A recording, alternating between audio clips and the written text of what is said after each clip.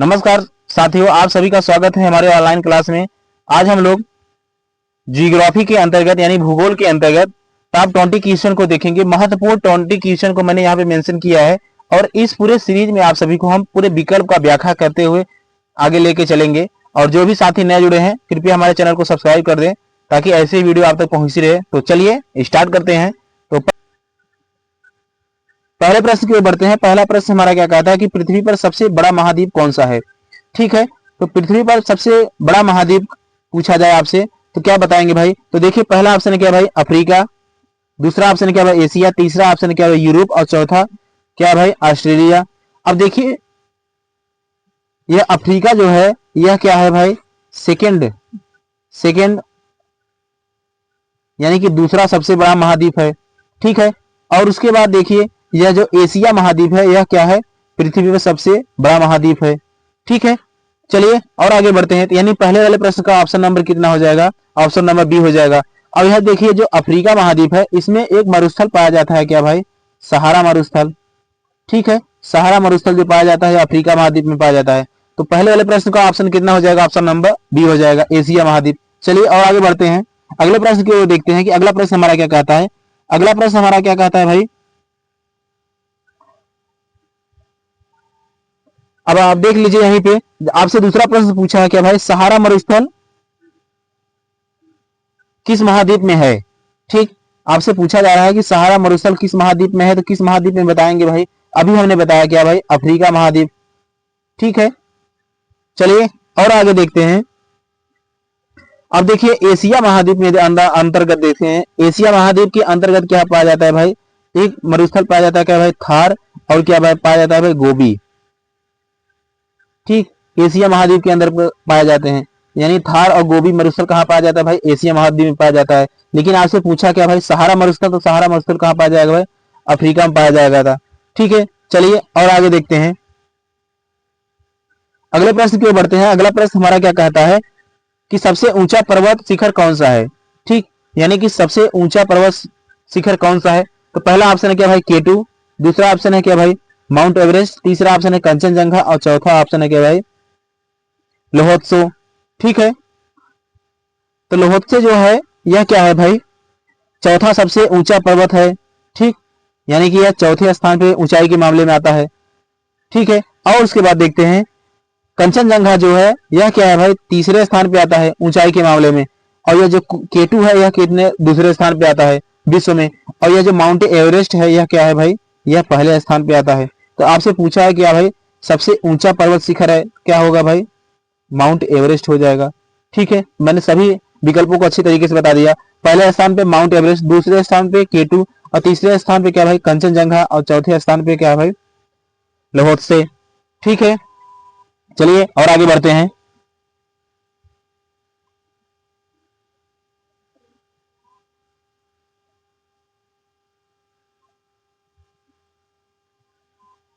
अगला प्रश्न हमारा क्या कहता है भाई कि नदी का उपहार किस देश को कहा जाता है, यानी कि नदी का उपहार किस देश को कहा जाता है भाई। तो पहला ऑप्शन क्या भाई चीन, दूसरा ऑप्शन है मिस्र, तीसरा ऑप्शन भारत और चौथा ऑप्शन क्या भाई ब्राजील।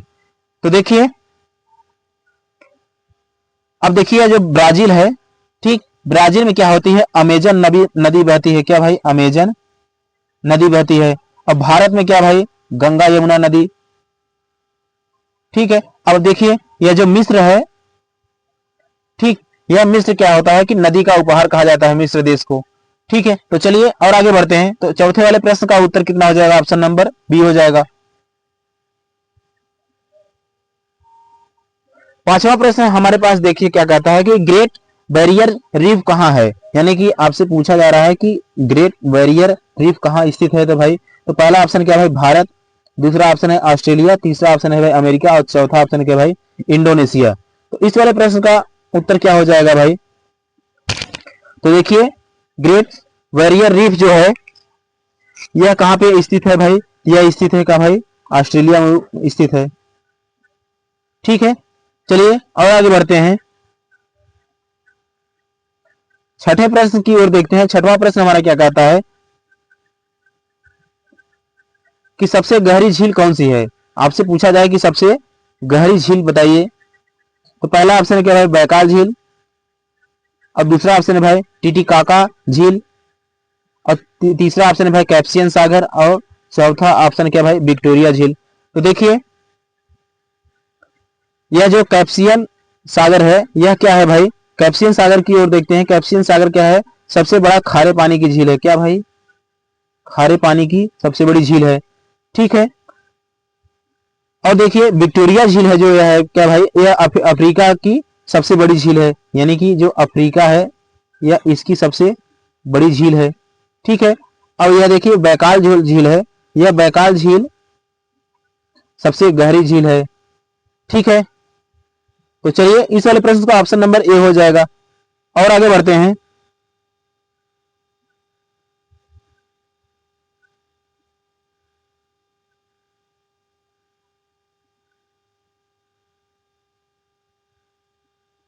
सातवें नंबर प्रश्न की ओर देखते हैं। सातवां नंबर प्रश्न हमारा क्या कहता है कि अमेजन वर्षावन कहाँ है, यानी कि अमेजन वर्षावन कहाँ स्थित है, यह आपसे पूछा है। तो अमेजन वर्षावन कहाँ पे स्थित है भाई, तो यह है कहाँ भाई, पहला ऑप्शन क्या है एशिया, दूसरा ऑप्शन अफ्रीका, और तीसरा ऑप्शन क्या है दक्षिण अमेरिका, और चौथा ऑप्शन क्या है भाई ऑस्ट्रेलिया। तो कहाँ पे होगा है भाई, यह है भाई कहाँ पे, दक्षिण अफ्रीका में स्थित है, ठीक, दक्षिण अफ्रीका में स्थित है, ठीक है। चलिए अमेजन वर्षावन कहाँ पे है भाई, दक्षिण अफ्रीका में है। चलिए और आगे बढ़ते हैं। अगले प्रश्न की ओर बढ़ते हैं कि अगला प्रश्न क्या कहता है कि कौन सी रेखा पृथ्वी को उत्तरी और दक्षिणी गोलार्ध में बांटती है, ठीक है। तो पहला ऑप्शन क्या है भाई कर्क रेखा, दूसरा ऑप्शन है मकर रेखा, और तीसरा ऑप्शन क्या है भूमध्य रेखा, और चौथा ऑप्शन क्या है भाई ग्रीनविच रेखा, ठीक है। तो देखिए इसमें कौन सी रेखा हो जाएगी जो पृथ्वी को उत्तरी और दक्षिणी गोलार्ध में बांटती है। तो देखिए यह जो भूमध्य रेखा है यह क्या करता है कि पृथ्वी को उत्तरी और दक्षिणी गोलार्ध में बांटता है, ठीक है। और यह जो भूमध्य रेखा है यह क्या होता है 0 डिग्री अक्षांश पर स्थित होता है, ठीक। इस वाले प्रश्न का ऑप्शन नंबर कितना हो जाएगा, ऑप्शन नंबर सी हो जाएगा। चलिए और आगे बढ़ते हैं। है किसके लिए प्रसिद्ध है, ठीक है। तो पहला ऑप्शन है गहराई, दूसरा ऑप्शन क्या है भाई खारापन, तीसरा ऑप्शन क्या है क्षेत्रफल, और चौथा ऑप्शन क्या है भाई जलीय जीव की विविधता, ठीक है। तो देखिए यह जो मृत सागर होता है क्या है, यह खारे पानी के लिए सबसे ज्यादा प्रसिद्ध है, ठीक। तो खारापन के लिए यह प्रसिद्ध है। तो ऑप्शन नंबर कितना हो जाएगा, ऑप्शन नंबर बी सही हो जाएगा, ठीक है। चलिए और आगे देखते हैं।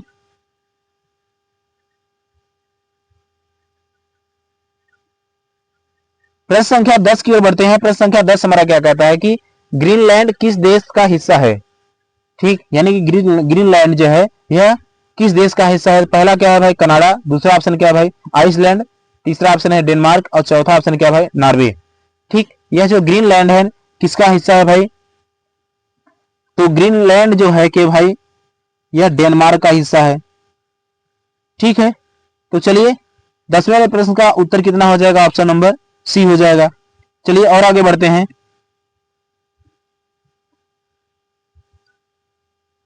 प्रश्न संख्या 11 को देखते हैं। प्रश्न संख्या 11 हमारा क्या कहता है भाई कौन सा देश उगते सूर्य की भूमि कहलाता है। उगते सूर्य की भूमि कौन सा है भाई, तो पहला ऑप्शन क्या है भारत, दूसरा ऑप्शन क्या है जापान, तीसरा ऑप्शन क्या है चीन, और चौथा ऑप्शन क्या है भाई थाईलैंड, ठीक है। तो देखिए उगते सूर्य की भूमि किसे कहा जाता है भाई, तो जापान को कहा जाता है, ठीक है। चलिए और आगे देखते हैं। 12 नंबर प्रश्न क्या कहता है कि पृथ्वी का सबसे बड़ा द्वीप कौन सा है, ठीक। तो पृथ्वी का सबसे बड़ा द्वीप कौन सा है भाई, तो इसमें कौन सा हो जाएगा आप बताइएगा जरूर। तो देखिए यह जो ग्रीनलैंड है, ठीक, यह पृथ्वी का सबसे बड़ा द्वीप है। तो 12 वाले प्रश्न का ऑप्शन नंबर कितना हो जाएगा, बी हो जाएगा। चलिए और आगे देखते हैं।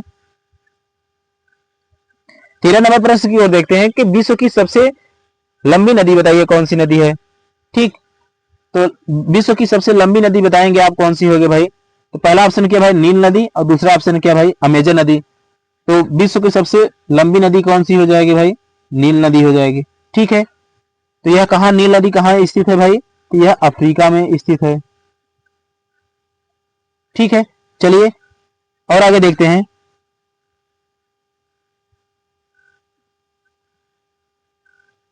प्रश्न संख्या 14 की ओर बढ़ते हैं। 14 नंबर प्रश्न क्या कहता है कि 7 पहाड़ों का शहर किसे कहते हैं, ठीक, यानी कि 7 पहाड़ों का शहर किसे कहते हैं। तो पहला ऑप्शन है क्या भाई रोम, दूसरा ऑप्शन है क्या पेरिस, और तीसरा ऑप्शन है क्या इस्तांबुल, और उसके बाद चौथा ऑप्शन क्या है एथेंस। ठीक, तो 7 पहाड़ों का शहर किसे कहा जाता है? तो यह देखिए भाई, यह जो रोम है इसे क्या कहा जाता है भाई? 7 पहाड़ों का शहर कहा जाता है।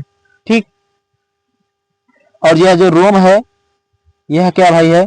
यह इटली की राजधानी है। ठीक है, तो चलिए इस वाले प्रश्न का ऑप्शन नंबर कितना हो जाएगा? ऑप्शन नंबर ए हो जाएगा। चलिए और आगे देखते हैं 15 नंबर प्रश्न की ओर बढ़ते हैं। 15 नंबर प्रश्न क्या कहता है कि पृथ्वी पर सबसे ठंडा स्थान कौन सा है? पृथ्वी पर सबसे ठंडा स्थान कहाँ पे है भाई?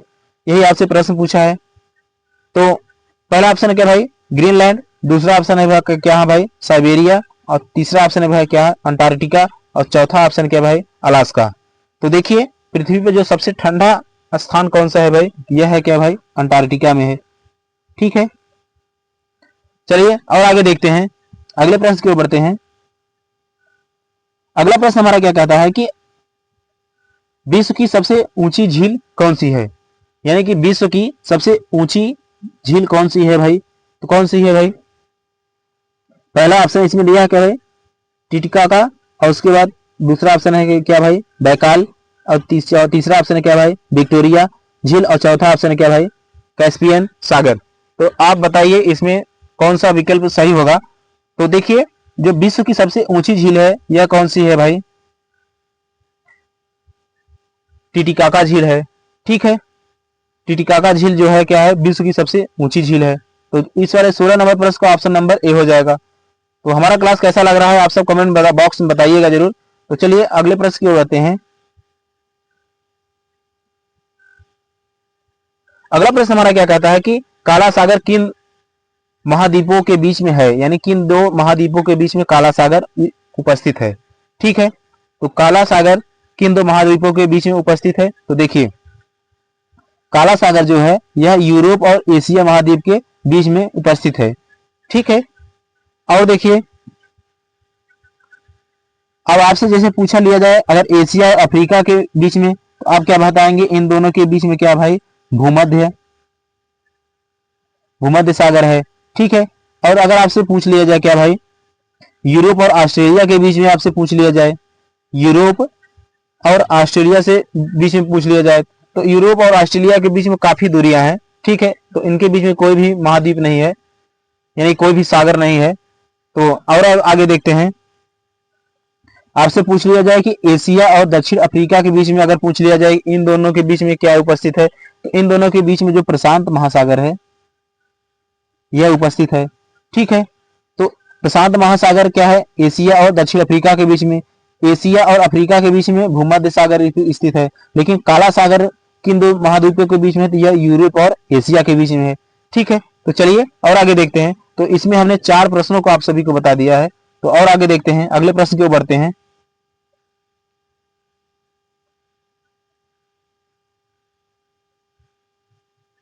अगला प्रश्न हमारा क्या कहता है भाई? कौन सा महासागर शांत महासागर कहलाता है? ठीक है, यानी कौन सा ऐसा महासागर है जो शांत महासागर के नाम से जाना जाता है? तो पहला ऑप्शन है क्या भाई? अटलांटिक, दूसरा ऑप्शन है क्या भाई? हिंद महासागर, तीसरा ऑप्शन है क्या भाई? आर्कटिक, और चौथा क्या भाई? प्रशांत महासागर। ठीक है, अब बताइएगा आप सब कि इसमें कौन सा हो जाएगा शांत महासागर के नाम से? तो देखिए जो प्रशांत महासागर है, ठीक, यह क्या कहलाता है? शांत महासागर के नाम से भी कहला जाना जाता है। चलिए और आगे देखते हैं।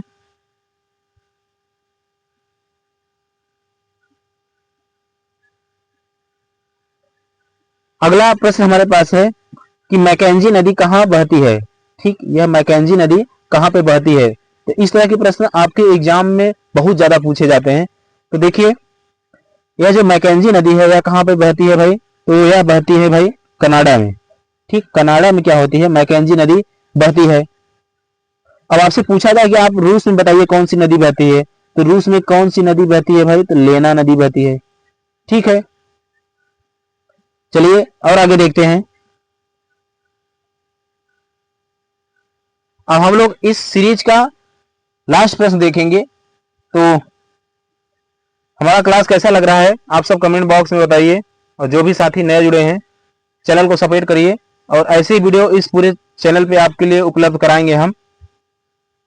देखिए लास्ट प्रश्न को देखते हैं कि कौन सा देश द्वीपों का देश कहलाता है, यानी द्वीपों का देश कौन सा कहलाता है।